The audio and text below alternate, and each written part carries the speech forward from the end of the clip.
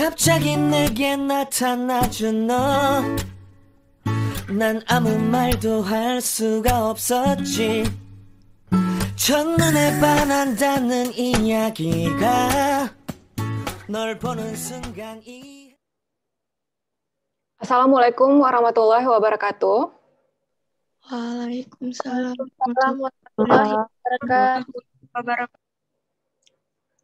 Baik, hari ini topik ke-14 ya. Berarti kita tinggal satu topik lagi untuk kita bahas di semester ini. Saya akan share screen dulu. Nah, sudah tampak jelas semua, Dek, di layar Anda masing-masing ya. Audit proses pendanaan, kas dan investasi. Sudah ya? Oke. Saya anggap tidak ada yang komplain, berarti semuanya sudah melihat apa yang sudah saya share ya di screen Anda masing-masing, baik via HP maupun laptop. Nah, ini merupakan salah satu audit siklus ya, audit siklus terakhir yang akan kita bahas sebelum kita melakukan penyelesaian audit, di mana kita akan membahas tentang laporan audit itu sendiri yang merupakan output dari pekerjaan audit kita, khususnya untuk audit atas laporan keuangan.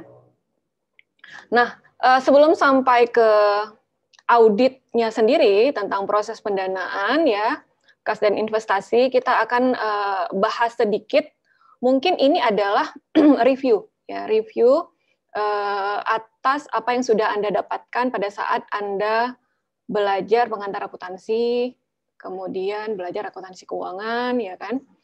Khususnya tentang akuntansi kas, di mana kita harus mengidentify dulu si kas ini. Itu sebenarnya diklasifikasikan itu kira-kira item apa saja yang termasuk kategori kas, kan seperti itulah kira-kira. Karena tidak semua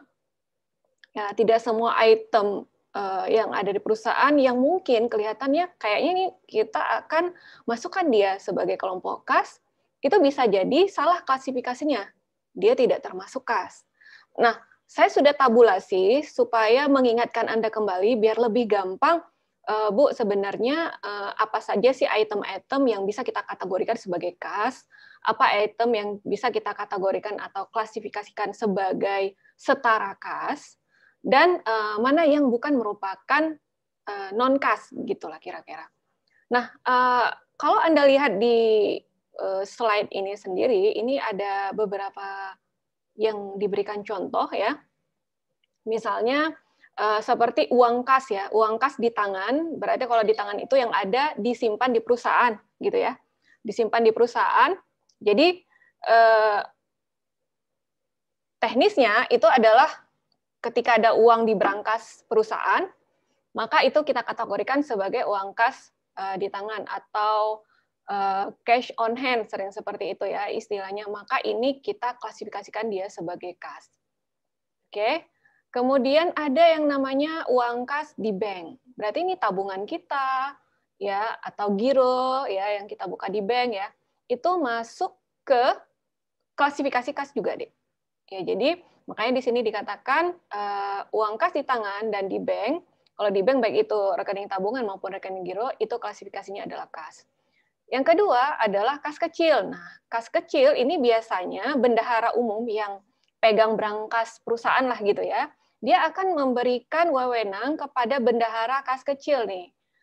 Bendahara kas kecil semua sudah tahu ya, di akuntansi kas mungkin di akuntansi keuangan satu itu sudah tahulah bahwa salah satu cara pengendalian terhadap kas itu sendiri adalah kita melakukan yang namanya sistem akuntansi kas kecil, karena ada pengeluaran-pengeluaran yang sifatnya kecil itu bisa dikelola dengan baik dan dipertanggungjawabkan nanti ke bendahara umum kas besar lah gitu kira-kira. Jadi makanya kenapa timbul juga petty cash ini, selain memang ada kas di bank yang juga merupakan salah satu cara kita mengendalikan atau mengontrol kas di perusahaan supaya lebih aman. Nah, petty cash atau kas kecil ini juga kita kategorikan dia sebagai kas, ya. Nah, kemudian ada yang namanya surat berharga, kayak deposito ya kan? Deposito itu nggak boleh kita kategorikan sebagai cash, tapi kita kategorikan dia sebagai setara kas. Cuman kadang, maaf, cuman kadang di apa ya, di perusahaan kan memang untuk akun kas, setara kas itu biasanya suka diletakkan, disajikan, atau kebiasaannya disajikan di laporan posisi keuangan itu kas dan setara kas, jadi dia tidak dipisahkan. Cuman kita jadi tahu ketika ada pengungkapannya di catatan atas laporan keuangan, mana yang merupakan setara kas, mana yang kas ya, berapa jumlahnya ya, seperti itu.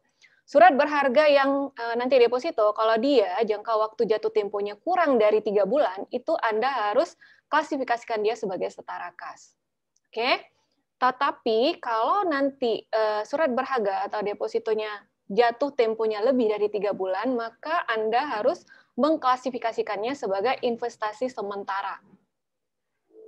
Nah, bagaimana halnya kalau cek mundur? Ini juga sudah pernah dibahas waktu kita belajar akuntansi kas ya, pada saat di akuntansi keuangan 1.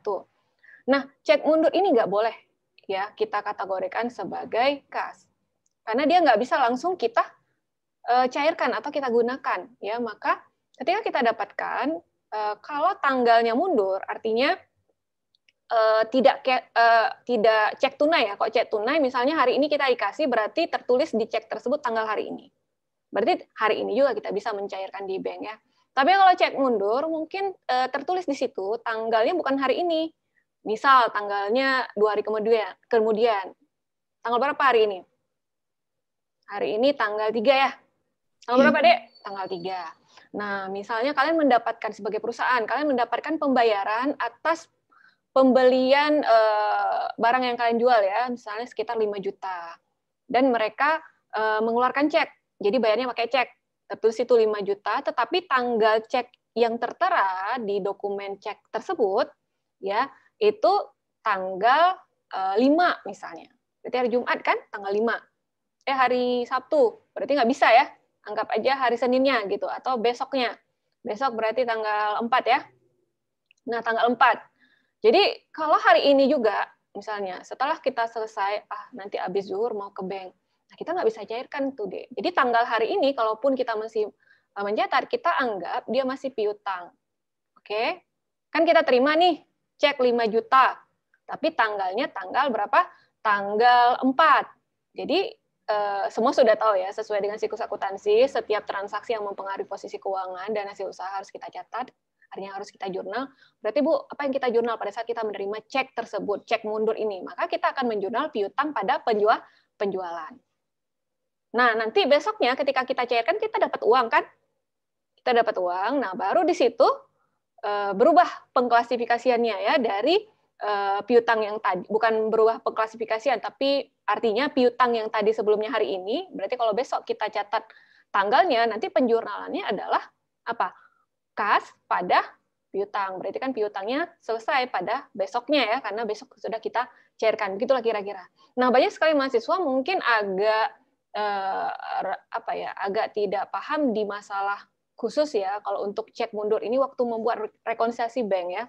Waktu membuat rekonsiliasi bank, waktu kita belajar akuntansi keuangan ya, itu banyak sekali istilah-istilah yang berhubungan dengan akuntansi kas. Item-item yang ada itu ada beberapa yang mungkin suka skip ya. Jadi sebenarnya sebenarnya sudah ada sih di buku, cuman ya itu tadi seperti Ibu bilang, karena kita kebiasaan di akuntansi itu suka belajar langsung teknisnya ya. Padahal teknis ini akan kita kerjakan, oke, kalau polanya sama, misalnya cuma diganti angka, mungkin Anda bisa ngafalin ya polanya. Tetapi kalau itu harus butuh analisis terhadap ilustrasi soal, maka itu yang menjadi masalah bagi Anda nggak tahu harus mencontoh pola penyelesaian soal seperti apa. Atau ada pertanyaan-pertanyaan ini sifatnya konseptual, misalnya kayak tadi cek mundur ya. Ketika ditanya, apa sih bedanya cek mundur sama cek tunai? Kan seperti itu. Atau apa bedanya cek mundur dengan cek kosong gitu kan, semua sama-sama cek gitu ya kan. Nah, itu yang harus Anda pahami sebagai mahasiswa akuntansi ya. Jadi kita nggak bisa seperti orang awam dalam memahami suatu ilmu akuntansi karena kita di jurusan akuntansi. Makanya saya concern sekali kalau seandainya membicarakan tentang accounting untuk anak jurusan akuntansi, itu saya suka mereview lagi konseptualnya, ya minimal saya mengingatkan kembali kalau memang sama sekali belum pernah mendengarnya. Mungkin detailnya kan begitu kalian tahu secara umum, insya Allah detailnya itu akan Anda mungkin sebagian besar atau sebagian kecil aja review lagi, melihat buku, oh ya ini seperti yang kata Bu Nita, oh ya ini kalau dulu mungkin tidak sempat atau memang lalai untuk materi tersebut, saya rasa nggak ada waktu yang terlambat ya untuk belajar ulang.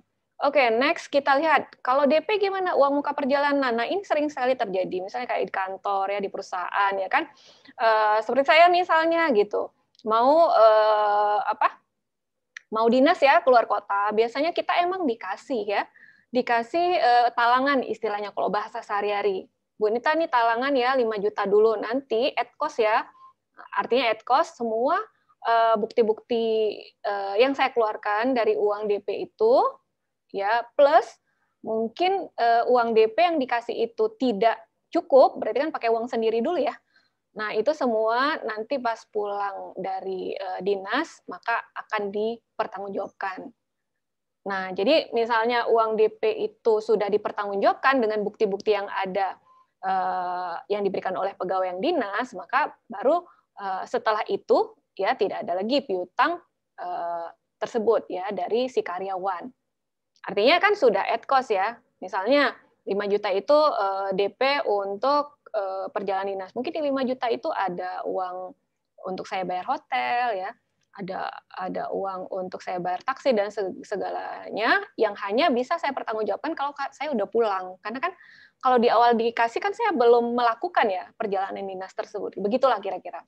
Nah, makanya pada saat si bendahara itu memberikan uang talangan gitu ya ke si pegawai, maka bagi bagian akunting ya bukti kwitansi itu akan dia catat sebagai piutang ya atas perjalanan dinas, berarti piutang karyawan nih ya kan, yang dikreditnya adalah kas sebesar uang muka perjalanan yang diberikan. Seperti itulah kira-kira.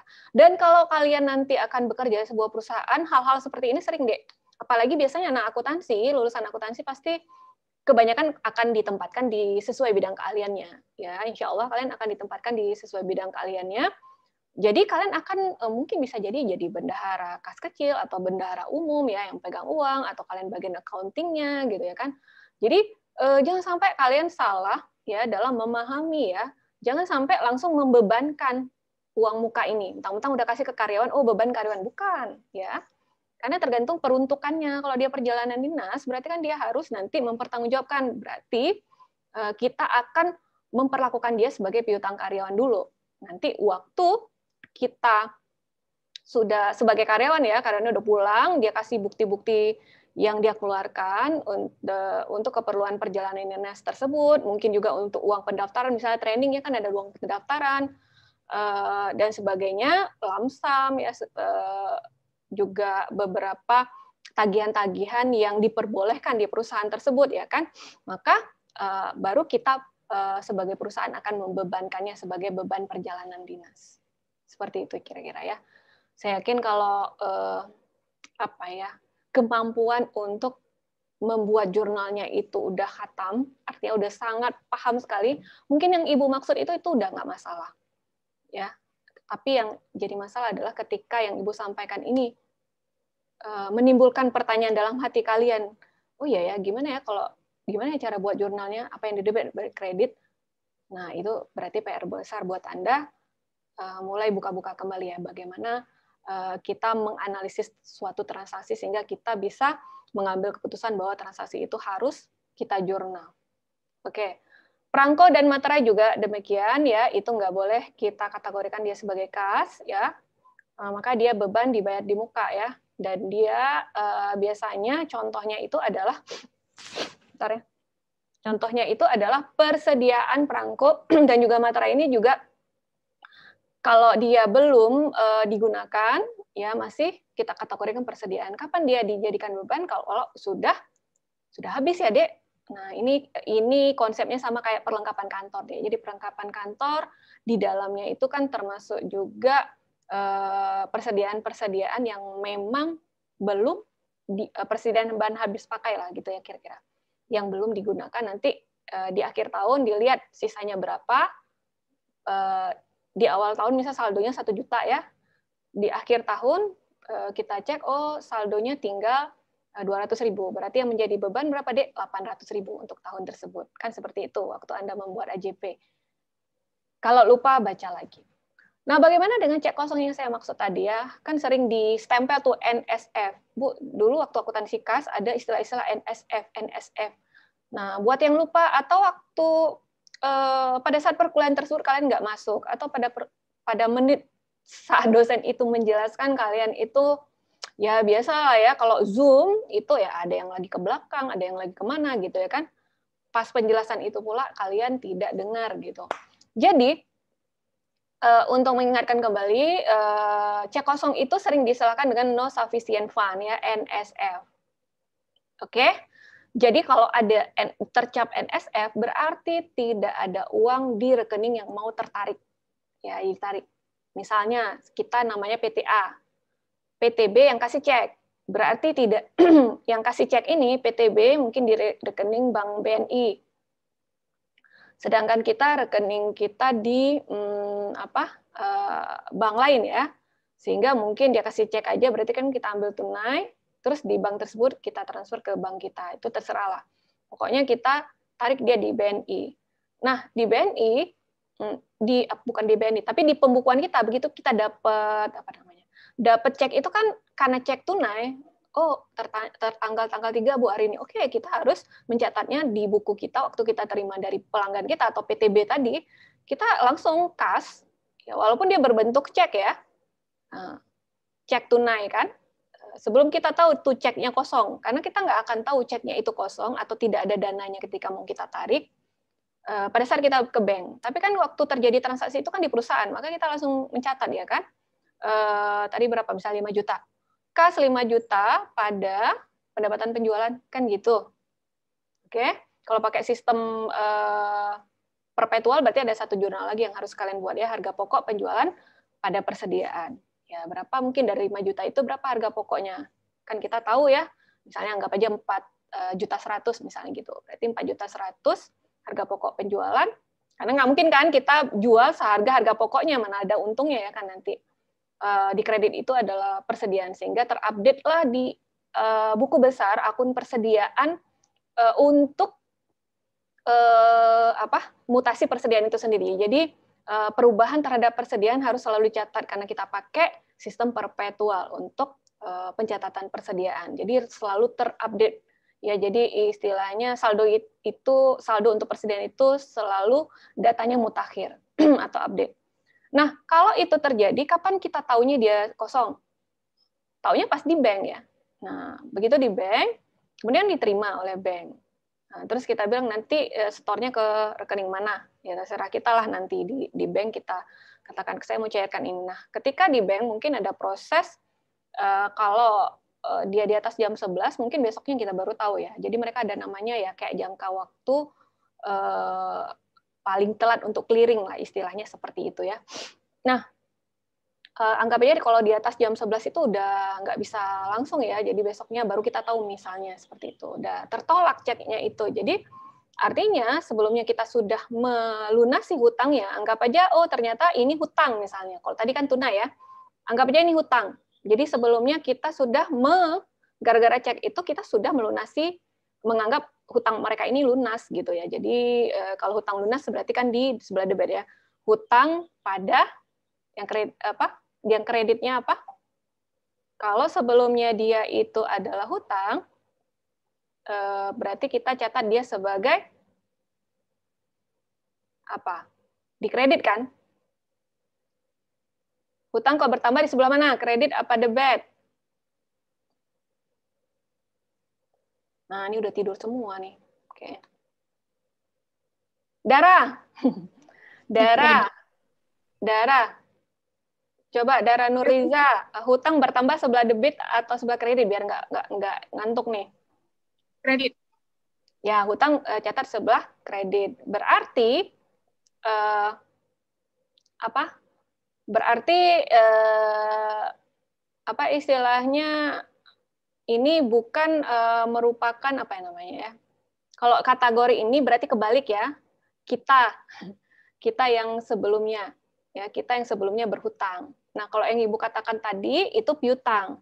Artinya orang yang berhutang sama kita gitu. Jadi kalau kebalikan bagaimana? Ya kalau sebelumnya memang hutang, ya berarti yang dikreditnya itu adalah kas ya. Jadi kas kita keluar. Nah, ternyata tidak terjadi pelunasan terhadap hutang tersebut, maka harus kita balik lagi jurnalnya. Dari pelunasan sebelumnya berarti hutang pada kas, menjadi kas pada hutang, berarti hutangnya masih ada karena ceknya kosong. Atau kebalikan yang tadi, sebelumnya kita sudah melunasi piutang si PTB tadi ya, piutang, berarti kan kita catat tuh piutang pada pendapatan penjualan. Nah, sudah tercatat kan penjualan kita. Ternyata dia besoknya mungkin ya dia kasih cek.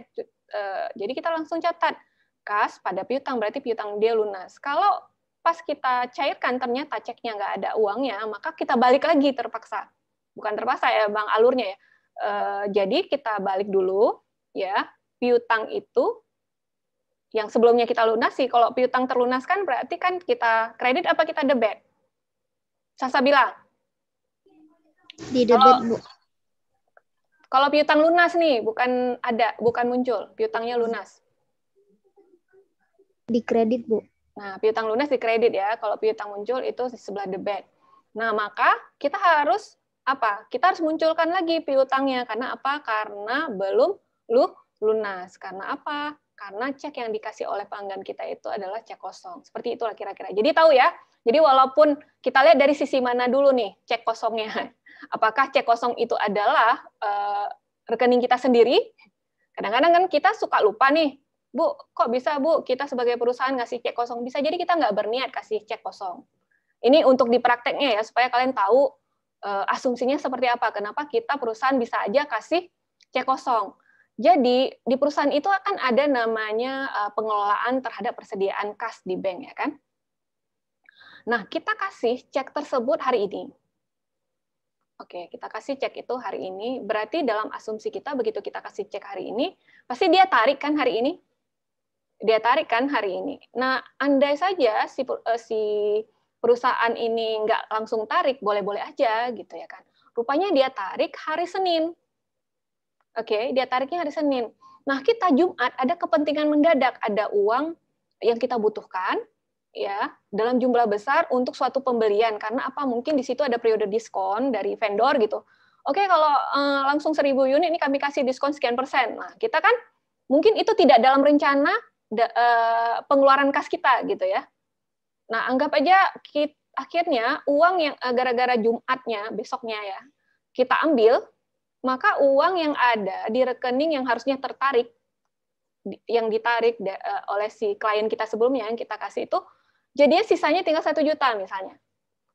Dan kita belum sempat lagi nyetor lagi gitu ya di hari Senin, misalnya gitu ya, bisa aja terjadi seperti itu. Jadi rekening yang harusnya tertarik oleh uang 5 juta itu pada hari Senin si klien kita tarik itu kosong. Ya, itu kosong ya kan? Sehingga si klien nggak nganggap bahwa hutang kita itu lunas karena ceknya kosong.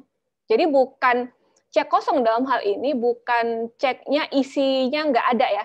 Maksudnya isi formulirnya nggak ada. Bukan, itu secara harfiah artinya cek kosong, dananya itu nggak ada di rekening bank yang tertarik. Gitulah kira-kira. Jadi kalau dari sisi kalau dia itu klasifikasi piutang, kita jadi tahu dari sisi kalau hutang itu seperti apa. Oke, ada yang bertanya? Nah, karena ini nggak ada di buku ya. Kalau di buku nggak sedetail ini dijelaskan karena memang nggak ada jawabannya cek kosong itu apa asumsinya atau apa, itu hanya bisa kita bayangkan kalau misalnya kita banyak membaca kasus-kasus tentang cek kosong ini sebenarnya apa. Mungkin kita search di internet, tapi kalau khusus sekali membahas tentang cek kosong, tentang cek mundur, tentang cek tunai, itu untuk asumsi-asumsinya mungkin nggak begitu rinci dijelaskan kalau di buku teks ya. Nah, ini adalah supaya kita sebelum masuk ke audit ya, sumber kita gunain dana itu dari mana ya kan, terus penggunaan dana itu mana ya kan, karena kita kan lagi audit kas dan investasi ya, jadi audit untuk pendanaan ya kan, maka kita harus tahu dulu sumber dana itu dari mana, kita harus tahu dulu, terus sumber dana yang ada ini digunakan untuk apa aja gitulah kira-kira. Nah kalau kita lihat umumnya lazimnya perusahaan itu sumber dananya itu dari pendapatan atau revenue atau dari penjualan selain penjualan normal perusahaan. Ngerti ya? Makanya di sini dikatakan sale of property, plant, and equipment. Berarti kan ini kan bukan penjualan normal perusahaan. Misalnya penjualan normal perusahaan tergantung dia perusahaan apa. Kalau dia dagang komputer, kalau dia dagang baju, kalau dia dagang misalnya swalayan ya, dagang barang-barang rumah tangga dan produk makanan ya, apapun itu yang ada di perusahaan retail mereka, maka itu dianggap revenue, kategori revenue atau pendapatan penjualan utama mereka. Nah, ada penjualan yang bukan penjualan utama. Nah, ini juga merupakan sumber dana, Dek. Misalnya ada properti yang mungkin kita sudah tidak gunakan lagi, tapi masih bisa digunakan oleh pihak lain ya, atau pihak lain masih bisa menampung dengan harga yang lumayan, jadi bisa aja kita jual gitu. Terus peralatan juga demikian ya. Nah ini juga merupakan sumber dana. Kemudian kita mengeluarkan issuance of long term debt or capital stock. Jadi kita ngeluarin surat utang jangka panjang, boleh juga kayak obligasi. Kita dapat uang kan, berarti kita mengeluarkan surat utang, kita mengeluarkan saham, kita juga dapat uang ya. Nah ini merupakan sumber dana. Jadi lazimnya sumber dana perusahaan ada 3 ini. Oke. Nah, kita dapat cash-nya. Nah, cash ini digunakan untuk apa? Nah, kebiasaan yang lazimnya digunakan untuk pembelian, baik itu pembelian inventory ya, persediaan, maupun pembelian properti, pembelian atau pembangunan pabrik ya, plant ya, kemudian equipment, peralatan-peralatan ya. Kita beli peralatan-peralatan untuk baik kantor ya, untuk pabrik ya kan. Kemudian apa lagi kita gunakan biasa jadi untuk penggajian ya, untuk membayar ya SDM yang kita gunakan, payroll ya, penggajian. Kemudian bisa juga dengan kita gunakan dana itu untuk membayar hutang-hutang jangka panjang kita ya, atau membayar kembali saham yang sudah ditanamkan oleh para investor gitu. Apakah dalam bentuk dividen nantinya ya, pembayaran dividen, karena bisa aja kan dapat laba, cuman pada satu waktu kita harus membagi laba tersebut. Nah, laba yang dibagikan, laba ditahan yang dibagikan itu kita sebut sebagai apa, Dek? Dividen. Laba yang belum dibagikan namanya kan apa? Return earnings ya kan? Nah, ini udah belajar akuntansi keuangan 2 ya, jangan sampai nggak tahu ya istilah-istilah long term debt and stockholder equity, terus payroll ya kan, ini kan di akuntansi keuangan semua nih. Ya, jadi tentang saham ya.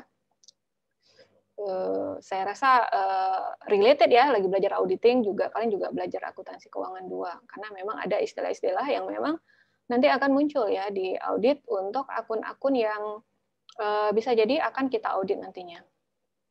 Nah, ini adalah kita masih review ya tentang kas. Ini adalah prinsip-prinsip pengawasan internal terhadap kas. Kenapa awal sekali kita harus tahu tentang pengawasan terhadap internal kas? Karena kan kita harus yang pertama itu melakukan test of control ya kan? Kan alurnya sama kayak yang lalu-lalu ya. Untuk audit kas dan investasi ini juga seperti itu, TOC dulu, test of control, sehingga kita tahu dulu prinsip-prinsip pengawasan internal kas, sehingga kita bisa tahu pengendalian internal terhadap kas perusahaan itu apakah lemah, apakah sedang, ataukah baik. Nah, itu akan mempengaruhi lingkup audit kita.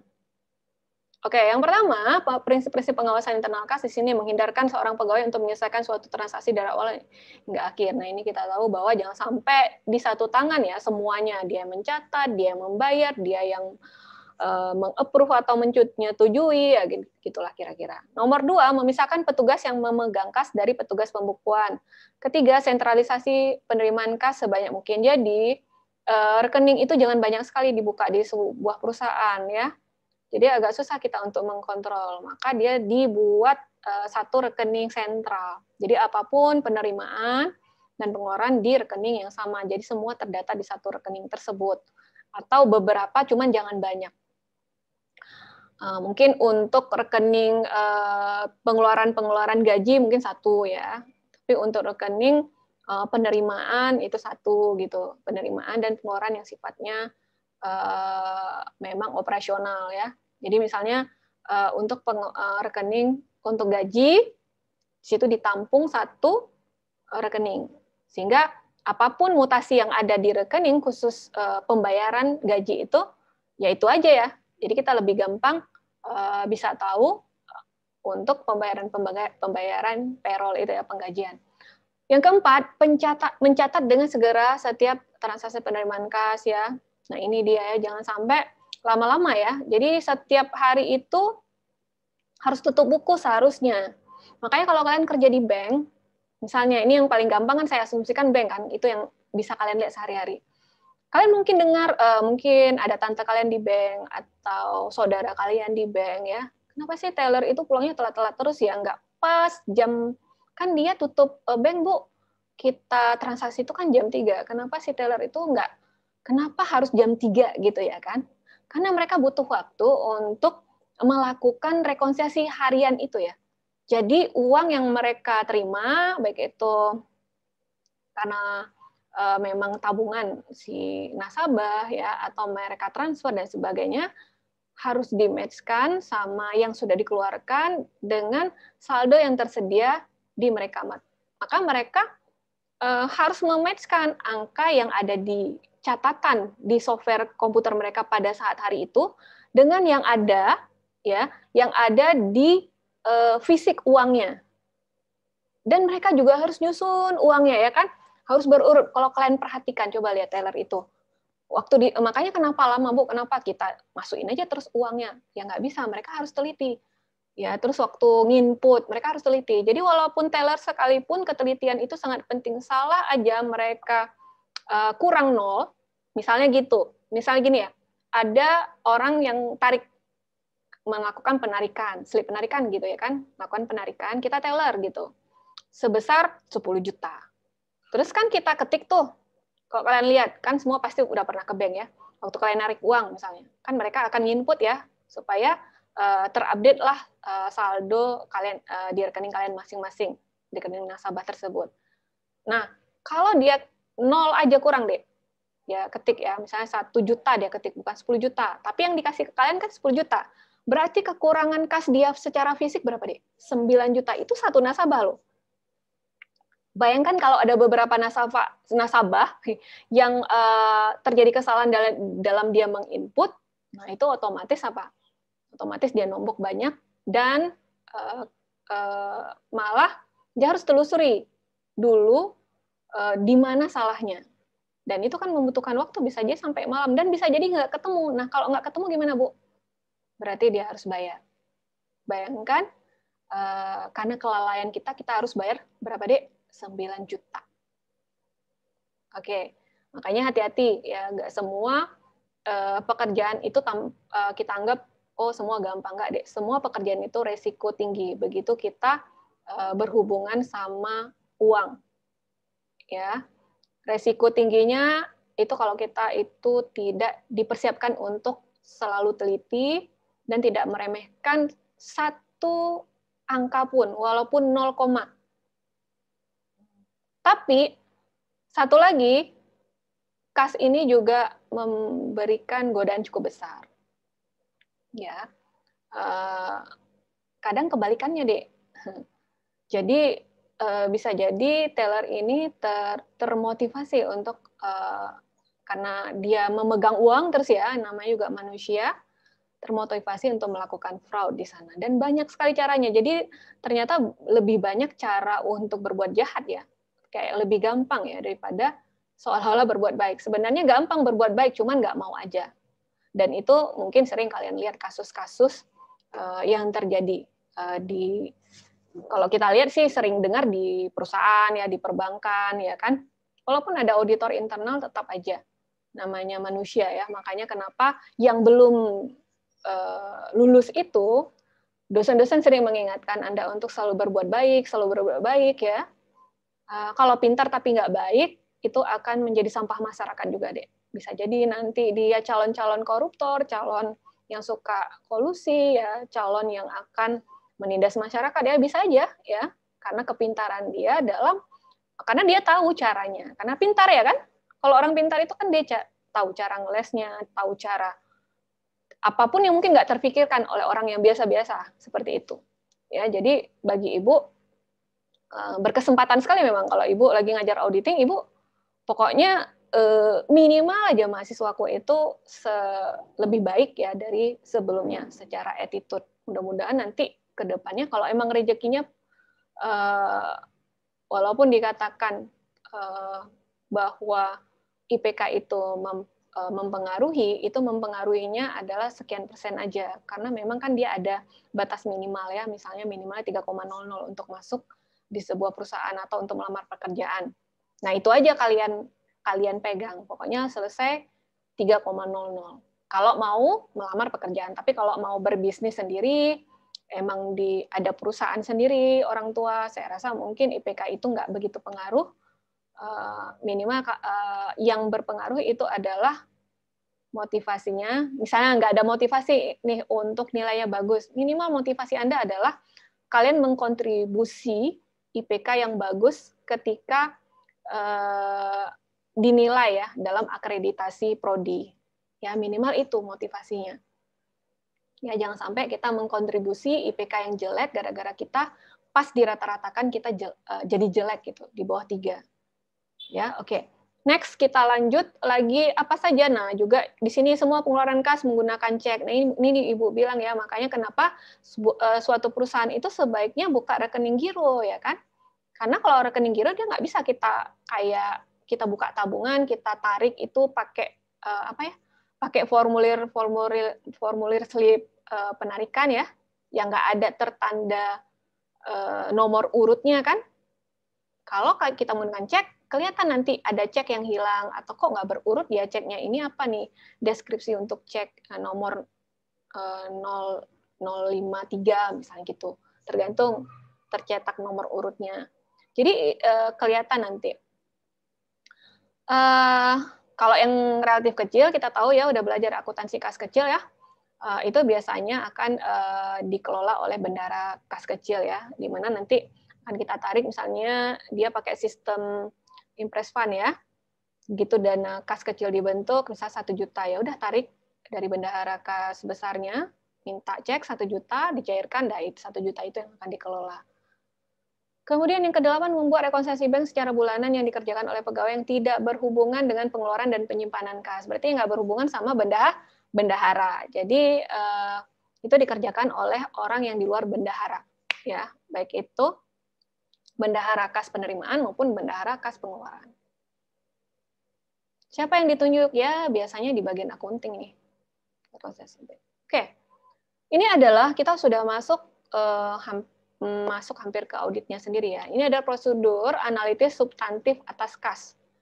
Ya, jadi prosedurnya ya hanya terbatas pada kita bandingkan dulu saldo kas tahun sebelumnya. Maka kita butuh ya laporan keuangan yang tahun sebelumnya juga waktu kita mau mengaudit ya. Jadi misalnya kita audit tahun 2020 ya, tahun yang berakhir 2020, maka kita harus tahu juga yang audited, laporan keuangan audited tahun 2019.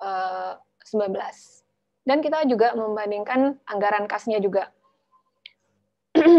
Maka apa saja prosedur audit yang akan kita lakukan? Pertama, pengujian yang ekstensif atas SPI ya, sistem pengendalian pengawasan internalnya atau pengendalian internalnya, atau tes substantif atas transaksi penerimaan dan pengeluaran kas. Itu yang bisa kita lakukan kalau kita mau melakukan prosedur analitisnya. Terus pengujian yang ekstensif atas laporan rekonsiliasi bank si entitas. Maka kita minta laporan rekonsiliasinya.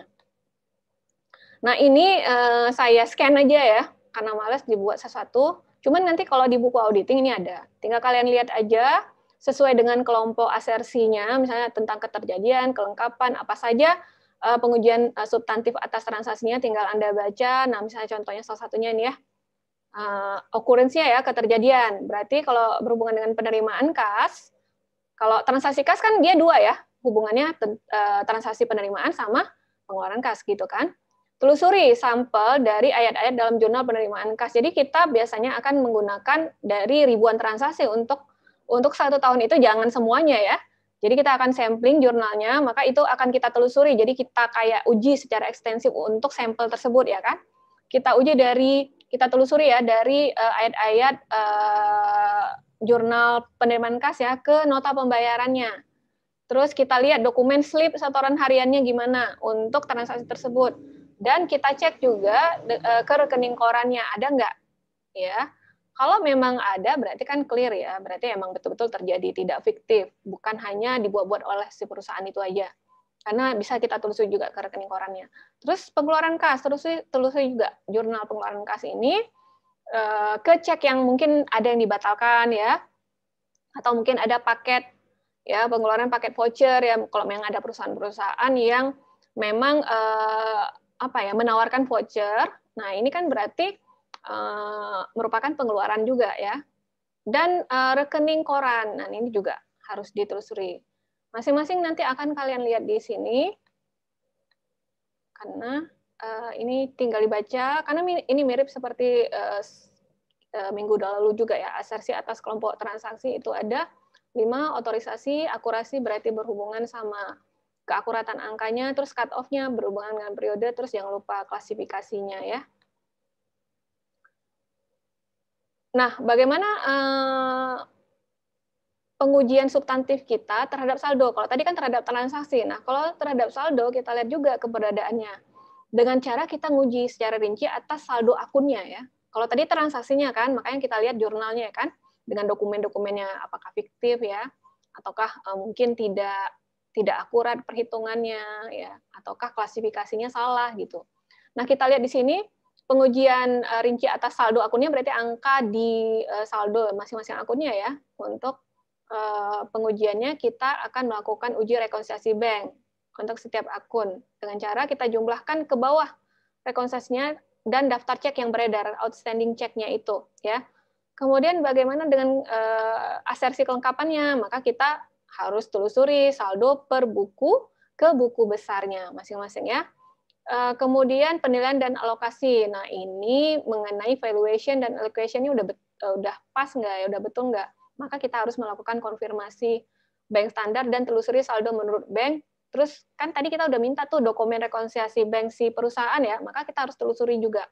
Dapatkan pisah batas rekening koran. Nah, nanti pisah batas ini mengenai periode cut off-nya ya. Jadi kan kelihatan rekening koran yang bulan berapa ya kan? Maka kita harus dapatkan dulu dokumen rekening korannya. Biasanya saya kalau mengaudit, itu misalnya audit untuk laporan keuangan tahun 2020, maka saya akan minta rekening koran, print out-nya itu, bahan rekening koran sebagai dokumen dasar saya itu adalah print out periode Januari sampai Desember tahun 2020 gitu. Jadi saya bisa tahu cut off-nya nanti. Ya, mana tahu ada selisih-selisih terjadi yang butuh penyesuaian karena masalah perbedaan waktu mencatat. Oke, selanjutnya telusuri setoran dalam perjalanan outstanding check. Ini kan sama kayak kalian diajarkan rekonsiliasi bank ya. Jadi kalau nggak tahu rekonsiliasi bank, kayaknya agak sulit nih. Waktu kalian harus mengaudit. Karena kita ada hubungannya sama dokumen rekonsiliasi bank. Waktu kita melakukan audit atas kas ya. Nah, ini adalah juga dikatakan resiko pengendalian tinggi dan diduga terdapat kecurangan. Nah, biasanya kecurangan ini kan sering disebut sebagai fraud ya, sesuatu yang memang disengaja. Jadi kalau salah saji yang sifatnya errors itu kesalahan, itu biasanya tidak sengaja. Misalnya salah catat, salah klasifikasi, ada yang tertinggal angkanya atau apalah. Apapun tapi tidak sengaja. Nah, kalau yang sifatnya itu adalah fraud, itu sering diistilahkan dengan kecurangan, itu ada sesuatu yang disengaja. Maka kita sebagai auditor juga harus mendetek ya resiko ini bisa aja terdapat kecurangan yang terjadi. Maka kita harus melakukan prosedur rekonsiliasi bank yang lebih diperluas. Kita lakukan pembuktian kasnya juga. Terus pengujian atas kitting. Nah, kita akan tahu apa sih ini kitting gitu ya kan. Ini salah satu juga cara orang untuk melakukan fraud. Sebelum sampai ke sana, kita masuk dulu di sini. Ini 3 dokumen penting yang harus diperoleh untuk melakukan audit atas kas umum. Nah, kalau kalian auditor junior nantinya, ini harus kalian dapatkan ya pada saat kalian akan melakukan pekerjaan audit.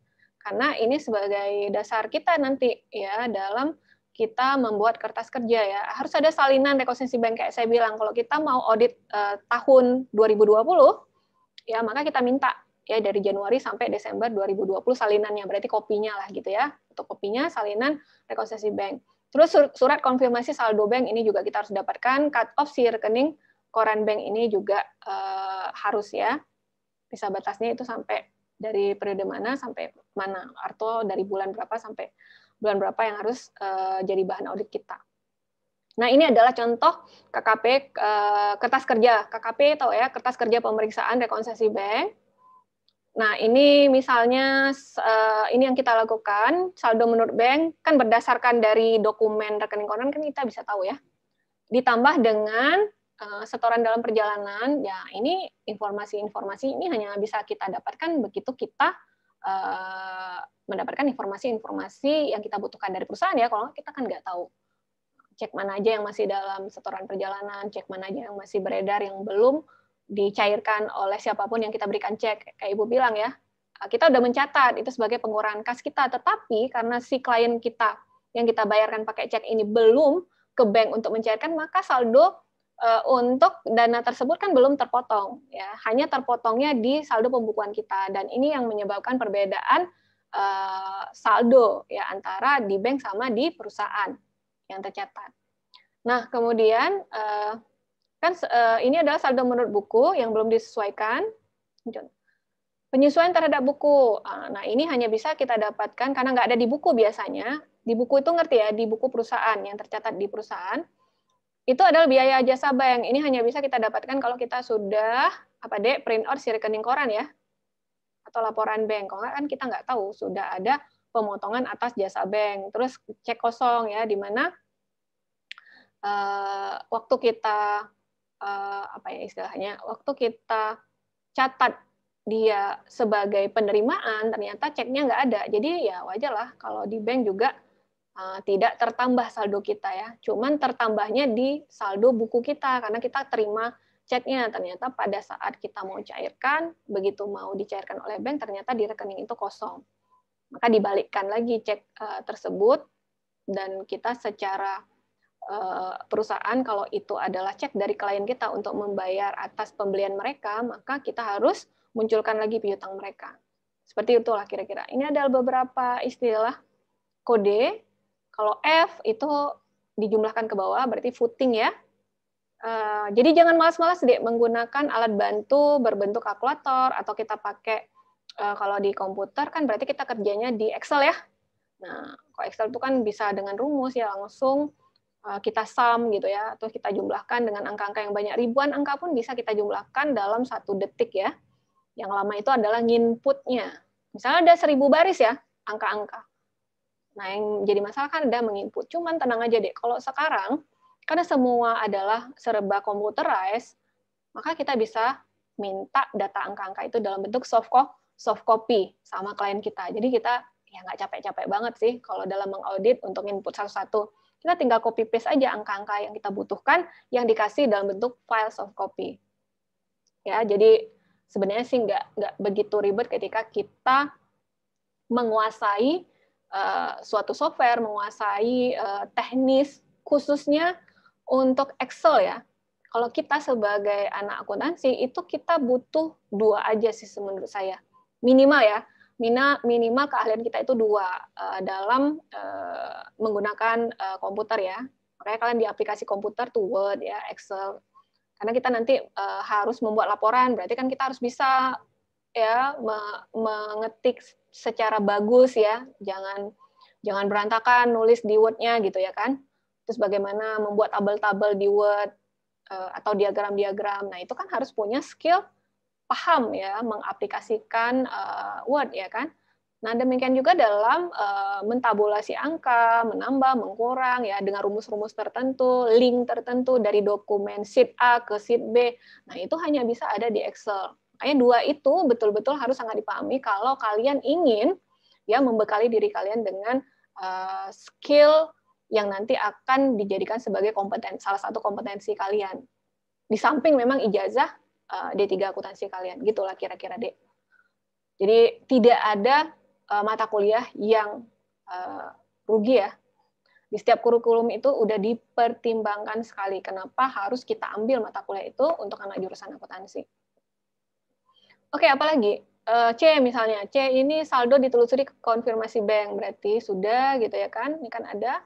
L sesuai dengan schedule induk kas dan buku besar. Kalau centang, berarti kita udah telusuri jumlahnya ke pisah batas, rekening koran, terus ini tanda bulat, terus ada tengahnya ya, cek yang dibatalkan diperiksa, yaitu nama penerima, jumlah, dan endorsement-nya, ya, catatan, controller telah menandatangani pengembalian pisah batas. Nah, ini adalah kadang-kadang mungkin nanti di yang prakteknya sendiri, kalau kalian udah jadi sudah jadi auditor, mungkin nggak harus juga ya ini standar menggunakan simbol-simbol ini. Ya asal kode itu sudah disepakati bersama bahwa oh itu artinya udah dicek atau kita tandai tertentu, itu nggak ada masalah juga. Ini untuk memudahkan kita ya. Jadi dikasih asumsi contoh seperti ini. Ini yang kebiasaan yang dilakukan. Ini adalah contoh surat konfirmasi bank. Kalau yang lalu kita kan taunya konfirmasi dari pelanggan ya, baik itu konfirmasi positif maupun negatif atas suatu saldo akun. Ya, kalau yang lalu kalau audit atas piutang ya, penjualan itu kan berarti pelanggan ya. Kalau atas hutang berarti ya kreditur kita gitu ya kan. Kalau ini konfirmasi bank, ini bentuk standarnya, maka kalian bisa lihat. Kayaknya kalau lebih jelas nanti lihat di textbook ini kan cuman karena di scan jadi kalau di scan satu halaman full itu kecil kali ya. Kalau bagi dua ya seperti ini. Nah, sebenarnya dia satu halaman full seharusnya ya. Nah, ini adalah prosedur yang harus Anda lakukan waktu kalian menguji laporan rekonsiliasi bank. Pertama, lagi-lagi deh, kalau malas untuk ngitung ulang, maka ini suka diabaikan. Kalian anggaplah betul-betul aja. Sementara itu adalah salah satu prosedur, kita tes ya laporan si rekonsiliasi bank ini, atau RB lah kita singkat ya, biar gampang. Kita uji akurasi matematis si RB ini yang disiapkan oleh entitas, berarti perusahaan ini, dan cocokkan dengan angka di buku besarnya. Maka kita perlu minta dokumen print out buku besar mereka di periode audit kita ya, jadi kita bisa tahu apakah betul ya. Yang kedua, kita cocokkan saldo bank pada rekonsiliasi bank dengan saldo yang ada pada konfirmasi bank kalau kita sudah melakukan atau mendapatkan konfirmasi dari bank. Yang ketiga, telusuri setoran dalam perjalanan yang ada rekonsiliasi bank ke pisah batas rekening koran bank. Pisah batas artinya kan kita udah udah minta nih selama 1 tahun per bulan rekening koran. Nah itu berarti pisah batas kita itu dari Januari sampai Desember 2020. Nah kita cek di rekening koran dari Januari sampai Desember 2020. Ya ada nggak ya setoran tersebut ya di bagian mana ya. Nah, kemudian apalagi kita bandingkan outstanding check tahu ya, cek yang beredar, artinya kita udah keluarkan cek tersebut, tetapi si klien tersebut belum mencairkan, sehingga masih ada saldonya di bank, maka kita bandingkan outstanding check yang ada di rekonsiliasi bank dengan cek yang dibatalkan pada laporan pisah batas rekening bank, yaitu siapa aja siapa orangnya ya, nama penerimanya, jumlahnya berapa ya, tanda tangan di belakang cek sebagai tanda persetujuan pengalihan atas hal cek tersebut, misalnya kalau ada. Yang kelima, cocokkan setiap beban yang terdapat yang di rekening koran ke rekening ke rekonsiliasi bank maksudnya. Yang keenam, cocokkan saldo buku. Berarti kalau saldo buku apa yang tercatat di bank ya? Apa yang tercatat di perusahaan? Saldo buku setelah penyesuaian di rekonsiliasi bank ke buku besar kas. Jadi kita harus lihat ke buku besar akun kas itu sendiri. Nah, ini adalah fraud dan perluasan prosedur audit. Ya, kalau kita nganggap bahwa oh ternyata pengendalian internal kas mereka jelek sekali gitu, makanya di sini dikatakan apa sih pertimbangan auditor kalau dia mau memperluas prosedur auditnya itu karena waktu dia melakukan test of control TOC ya tadi ya, ternyata banyak sekali yang dari kuesioner internal control yang biasanya ada daftar kuesionernya, kalau dia seandainya jawabannya iya, berarti kan bagus. Misalnya, apakah ada pemisahan, misalnya, pemisahan antara yang menyimpan uang sama yang mencatat, misalnya. Kan kita jawab ya, oh berarti kan bagus ya, sesuai dengan konsep pengawasan internal kas yang tadi di awal ya yang di awal sebelumnya. Nah, kalau kita menganggap bahwa penilaian SPI-nya itu kurang memadai, maka kita sebagai auditor itu patut skeptis ya, atau menduga ya, kemungkinan terjadinya fraud di sana. Oleh karena itu kita harus melakukan prosedur yang audit yang diperluas ya. Nah, bagaimana cara kita melakukannya?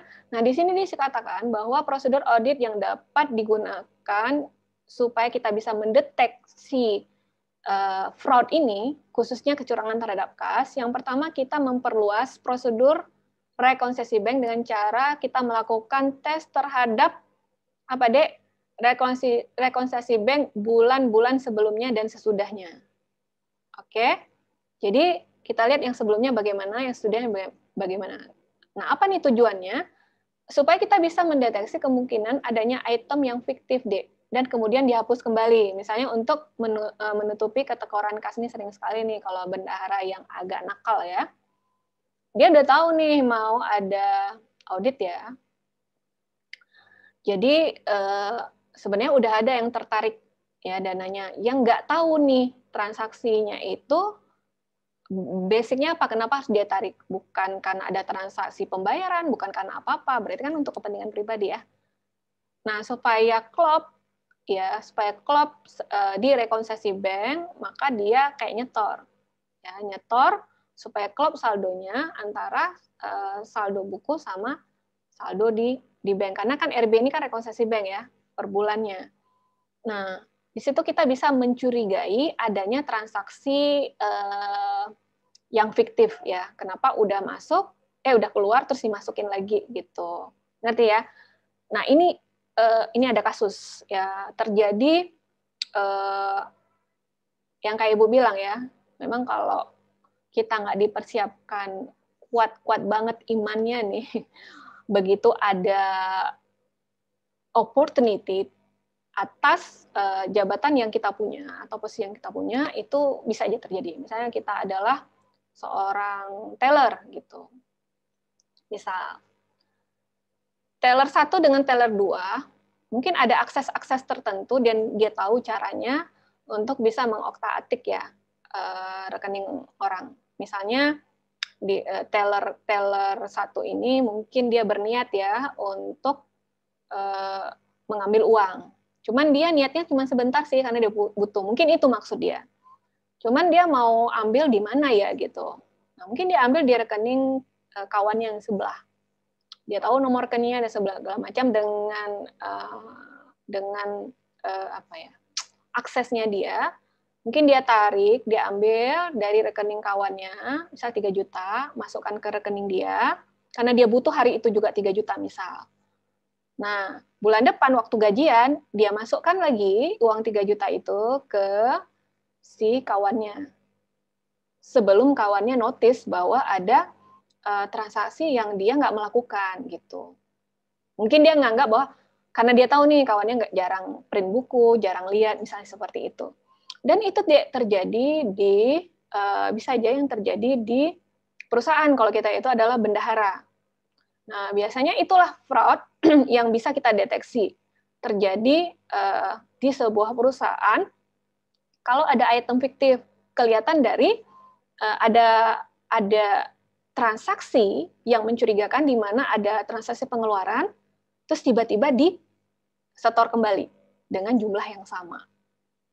Nah, ini kan harus, kalau memang tidak ada pencatatannya atau memo apapun yang tercatat di perusahaan, berarti kan itu fiktif. Berarti mungkin bendahara menggunakan sendiri uang tersebut. Atau karena dia tahu mau ada periode audit, langsung dia, langsung dia setor kembali, kemudian nanti setelah periode audit itu, dia akan ambil. Nah, makanya kenapa kita, kalau kita nggak yakin, ya kurang memadai nih SPI-nya, maka kita minta, walaupun misalnya saya mintanya kan dari Januari sampai Desember 2020, saya juga harus minta yang 2021 ya, rekonsiliasi bank bulan-bulan sebelumnya 2019 dan yang 2021. Misalnya saya melakukan audit di bulan ini, berarti saya minta juga lah yang Januari 2021 sampai bulan Mei misalnya. Supaya kelihatan nih, di Desember 2021, mungkin dia sudah akhir-akhir itu udah dia mau dia rekonsiliasi bank di 2020, Desember dia udah apa istilahnya?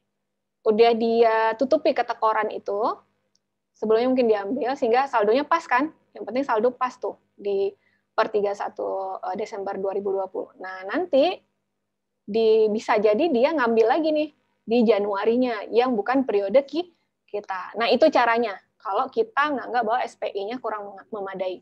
Yang kedua, bisa juga dengan prosedur pembuktian kas, proof of cash. Maka caranya, itu kita merekonsiliasi transaksi penerimaan dan pengeluaran kas menurut pembukuan, kan ada yang kita catat ya di pembukuan, ke transaksi, penyetoran, dan penarikan di rekening koran. Nanti bisa lihat di slide selanjutnya ya, ini ada rekonsiliasi bank yang 4 kolom. Yang selanjutnya bisa kita melakukan prosedur pengujian kiting. Nah, ini adalah yang kayak Ibu bilang juga, menutupi kekurangan kas, saldo kas dengan cara melakukan transfer dana dari satu bank ke bank lain dan tidak mencatat penarikan tersebut pada bank tertarik sampai dengan bulan berikutnya. Ini adalah untuk menutupi kekurangan saldo kas. Karena apa? Karena ya itu tadi, supaya pada saat rekonsiliasi bank saldonya itu sudah pas gitu. Misalnya di buku harusnya saldo di bank itu, di bank A, misalnya kita ada di bank BNI, misalnya kan, seharusnya itu ada sesuai saldo buku 200.500.000. Tapi kita tahu bahwa, karena kita melakukan kecurangan nih ceritanya, kita tahu bahwa kita ada ambil tuh 100 juta. Berarti kalau nggak kita tutup, dia jumlahnya itu jadi 100.500.000 ya kan, berarti kan ada selisih. Maka cepat-cepat kita transfer dari bank yang ada duitnya ke bank yang tadi ini yang mau kita tutupi.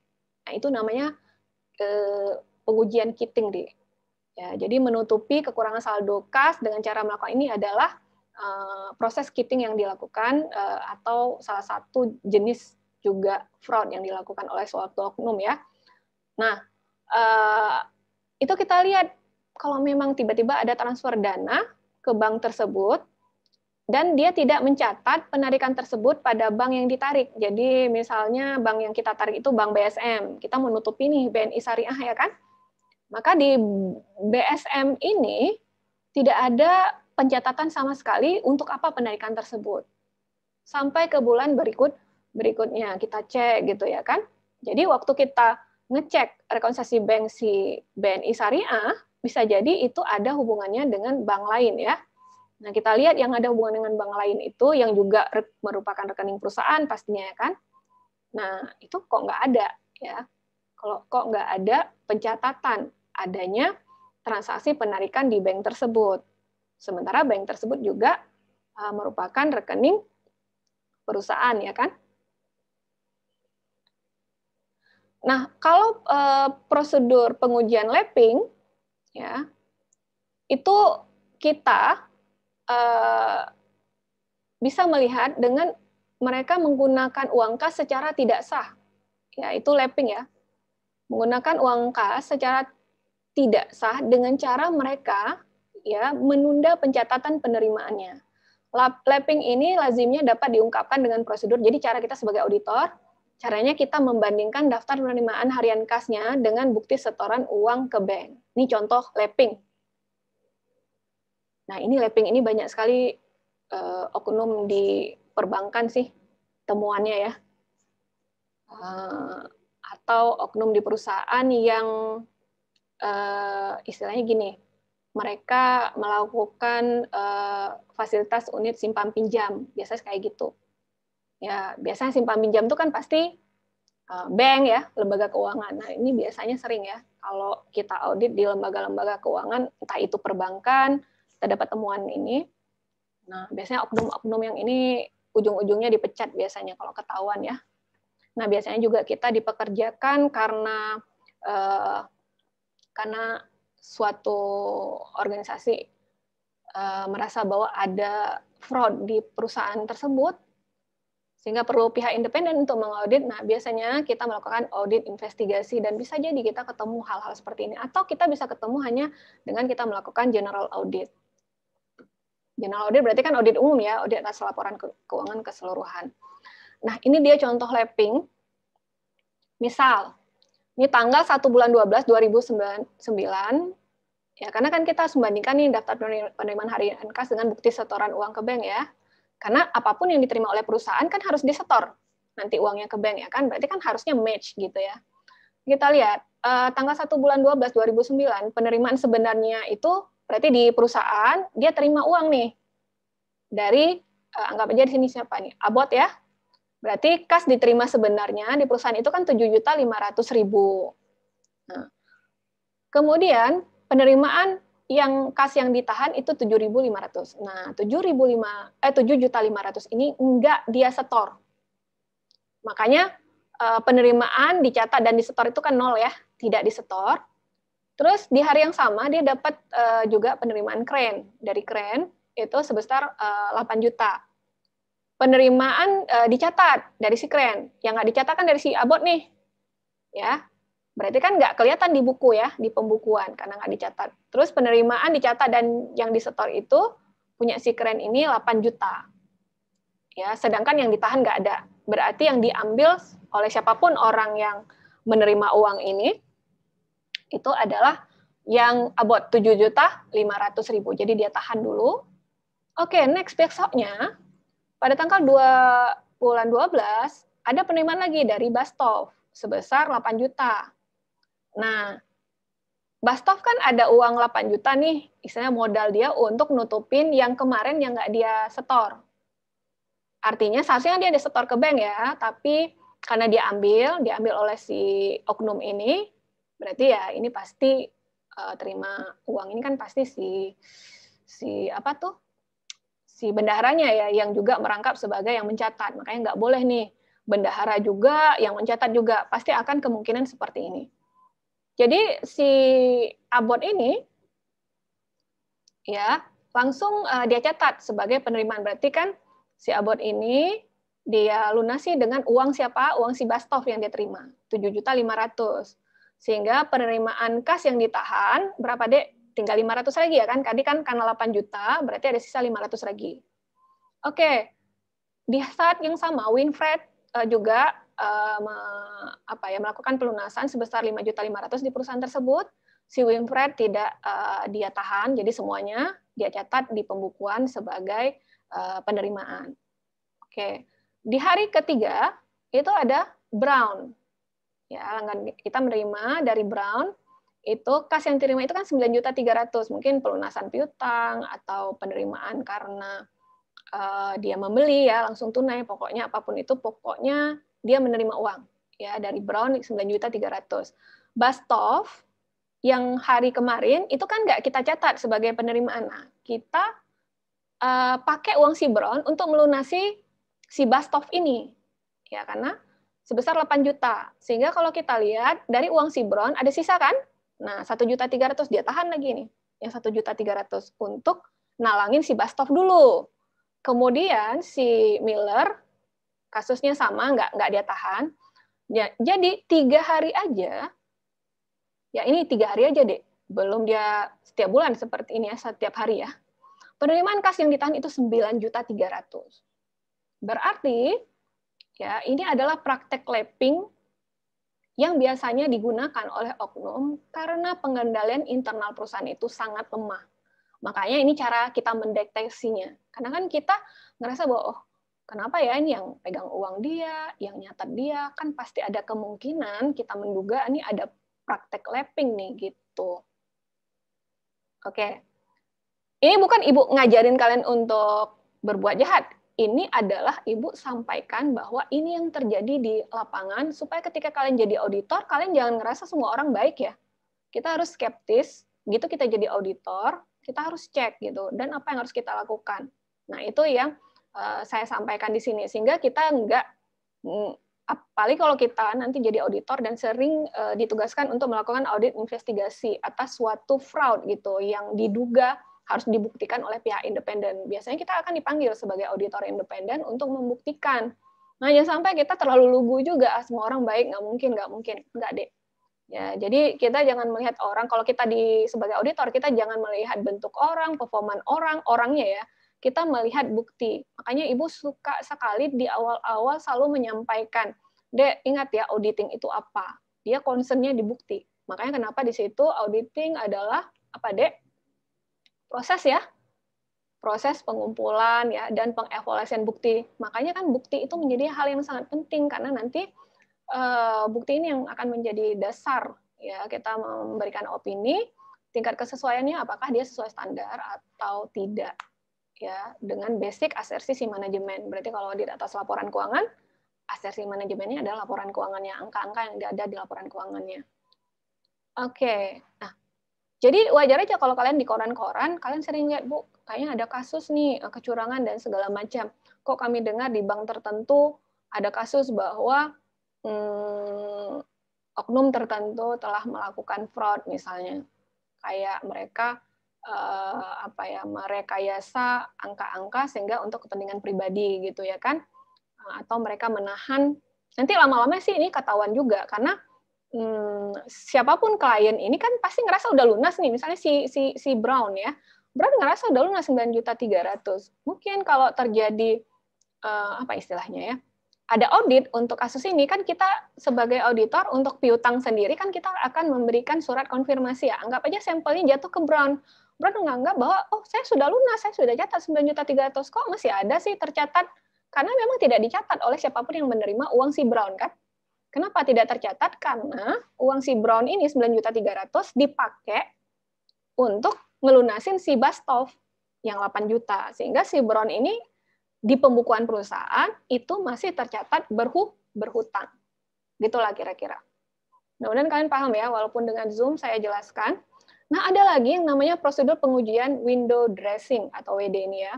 Ini adalah tindakan memanipulasi kondisi keuangan agar tampak lebih baik dari yang sesungguhnya dan lazimnya biasanya dilakukan menjelang tutup buku. Maaf. Nah, apa aja yang biasanya dilakukan? Misalnya, membiarkan dengan sengaja tidak menutup buku jurnal penerimaan kas setelah tutup buku agar bisa menampung penerimaan kas beberapa hari setelah tanggal neraca. Terus pegawai perusahaan yang meminjam uang perusahaan lalu melakukan pembayaran dengan beramai-ramai, kita bayar terus nih supaya kelihatan lebih banyak nih uang yang ada di kas kita, di kas perusahaan kita gitu. Tetapi setelah itu misalnya gini, kan kita biasa perusahaan akan melakukan menyusun laporan keuangannya per periode ya 31 Desember. Nah, bayangkan kalau saldo kasnya itu fresh, saldo kasnya itu kosong atau sedikit ya. Jadi kan nanti nampak disajikan di laporan keuangan bahwa kas misalnya cuma tinggal 1 juta, karena mungkin kas tersebut banyak digunakan untuk pinjaman-pinjaman si pegawai.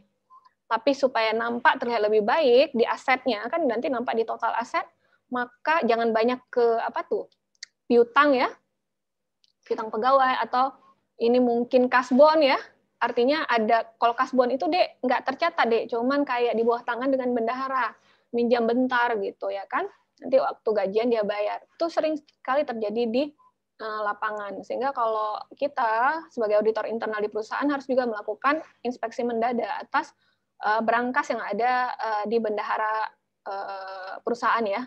Kadang-kadang yang tercatat di bagian akunting misalnya harusnya di berangkas ada 100 juta, kalau kita tiba-tiba menginspeksi tinggal 2 juta, sisanya 98 juta itu dipakai di bawah tangan gitu. Apakah dipakai pribadi oleh bendahara, apakah dipakai pribadi oleh si karyawan yang minta pinjam sebentar oleh bendahara gitu. Nah, itu yang sering terjadi sih di lapangan. Makanya kalau kalian jadi bendahara, siap-siap mental ya. Kadang-kadang kalau kita agak ribet, itu kita suka dibenci oleh di kantor gitu. Apapun ribet kali gitu, harus ini, harus itu, harus approve ini, itu. Ya kita kan melindungi juga diri sendiri ya, supaya jangan sampai karena belas kasihan kita pakai uang perusahaan untuk minjamin. Kalau kita merasa belas kasihan terhadap kawan kita mungkin ya, di kantor tersebut, kebetulan kita bendahara, pinjamlah besok, mau ini, pinjam dulu lah uang perusahaan, nanti aku bayar bulan depan, misalnya seperti itu dia bilang ya kan, pinjam dulu lah 2 juta. Nah kalau kita belas kasihan jangan kita gunain kalau kita kasihan gitu maksud saya. Jangan gunain uang di brankas. Ya kalau mau kasihan ya diri sendiri karena kan itu judgement kita ya kasihan ya. Kalau judgement kita kasihan kita pakai aja uang kita kan berarti nggak mengganggu uang perusahaan. Jangan sampai kita menggunakan opportunity kita, kesempatan kita karena kita berada di situ untuk melakukan melakukan perbuatan-perbuatan yang melanggar prosedur. Berarti kan kita melanggar prosedur. Artinya uang itu nggak boleh digunakan tanpa ada approve dari atasan misalnya. Boleh dipinjam, ya kan? Atau boleh digunakan. Nah, kalau memang kasihan, Bu, kan kemanusiaan, iya kemanusiaan, tapi jangan pakai duit perusahaan dong. Pakai duit sendiri aja, ya udah kita kasih aja. Ya udah nih pakai duitku dulu 2 juta, udah selesai kan? Jadi kita urusan kita sama kemanusiaan, artinya kita pribadi gitu. Nah, yang dilakukan sekarang ini, kalau Ibu lihat ya, kenapa orang kadang suka berbuat baik itu tapi pakai fasilitas yang tidak benar misalnya. Sebenarnya karena kalau kita tanya waktu ada temuan kenapa sih digunakan, iya Bu kasihan dia begini kayak mana gini ya kita mau bilang ya kalau kasihan pakai duit sendiri aja karena itu kan bukan duit kita gitu. Kita cuma diamanahkan untuk digunakan sesuai peraturan. Jadi amanah itu harus dijaga. Jadi jangan sampai amanah itu tertutupi dengan rasa kasihan dengan cara kita menghalalkan berbagai cara, itu nggak boleh. Misalnya gini, kita mau mencuri karena kita mau bersedekah, nah itu nggak bisa juga. Nah jadi kayak apa? Kalau film Zorro ya, saya nggak tahu letting kalian tahu Zorro. Zorro itu kan dianggap pencuri ya, dia nyuri nanti dari orang-orang kaya, terus dia kasih hasil curiannya itu, dia membantu masyarakat miskin. Nah itu nggak boleh deh. Dan itu kalau kita kan Muslim ya juga nggak berkah ya, uang curian itu kita gunakan untuk membantu orang lain dan kita anggap kita udah bersedekah. Kita nggak ingat sumbernya kan harus halal dulu nih kalau kita mau bersedekah. Makanya kalau kadang-kadang kita perlu juga kenapa apapun yang kita terima itu kita harus berpikir betul-betul ini halal apa enggak. Jadi kadang-kadang kalau kita jadi orang dewasa nantinya kita sih mau berusaha berbuat baik, aduh pengen banyaklah sedekahnya. Kita ada kesempatan nih, uang ini kan nganggur, ya udah nggak apa-apa gunain dulu. Kita nggak lihat sumber yang nganggur ini apa nih, amanahnya apa. Kalau amanahnya adalah untuk dibagi-bagi nggak ada masalah ya. Ini amanahnya ini adalah untuk operasional perusahaan, berarti kita nggak boleh gunain. Kalau kita kasihan, maka kita pakailah uang kita sendiri. Jadi kalaupun nggak terbayarkan ya udahlah, mungkin itu misalnya kita hutangkan ke kawan kita yang juga karyawan. Kalau dia bayarnya lama ya udahlah karena sepanjang dia nggak bayar itu jadi amal ibadah kita. Kalau kita ikhlas ya. Tapi kalau kita nggak ikhlas berarti ya kita harus tagih ya. Sampai dia meninggal itu masih menjadi hutang dia gitu. Kalau dia belum bayar kita harus sampaikan ke keluarga dia karena kasihan nanti dia kan sudah meninggal ada hutang gitu ya kan yang harus dibereskan di dunia kan, hutang itu harus dibereskan di dunia deh. Jadi kita harus ingat-ingat nih kita ada hutang sama siapa aja walaupun 10.000 perak sekalipun harus kita ingat gitu, ingat baik-baik. Jadi yang kecil-kecil jangan disepelekan, sama aja dengan uang dalam jumlah besar. Next, ini dia Dek, tadi yang saya katakan kalau rekonsiliasi bank 4 kolom, nih contohnya kan tadi ada ya, yang di sini.